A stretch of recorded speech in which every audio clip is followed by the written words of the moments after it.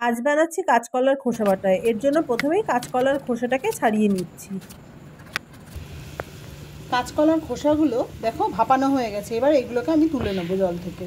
কাঁচা কলার খোসা বাটাটা একটু ঝাল ঝাল হয়, সেই জন্য আমি 4টে কাঁচা লঙ্কা 3টে শুকনো লঙ্কা নিয়ে নিয়েছি, আর 5-6 কোয়া মতো রসুন নিয়ে নিচ্ছি। এবার এটাকে বেটে নেব।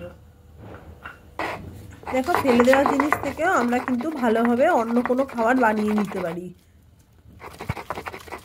এই খাবারটা সুস্বাদুও হয় আর পুষ্টিকরও হয়। এবার কড়াইতে অল্প তেল দিয়ে দিচ্ছি, একটু কালো জিরে ফোড়ন দিয়ে দিলাম, একটু রসুন আমি ছেঁচে রেখেছিলাম, এই ছেঁচে রাখা রসুনটা দিয়ে দিলাম। রসুনটা ভাজা হয়ে একটা সুন্দর গন্ধ বেরোচ্ছে।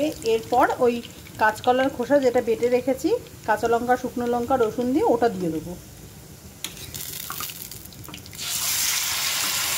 এবার এতে 1/2 চামচ মতো হলুদ দিয়ে দিচ্ছি।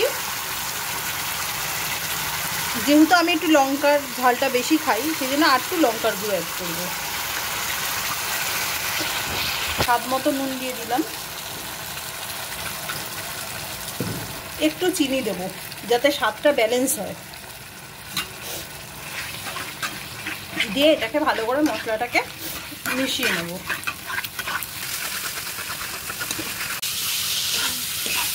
দেখো এটা হয়ে গেছে, জলটা শুকিয়ে গেছে।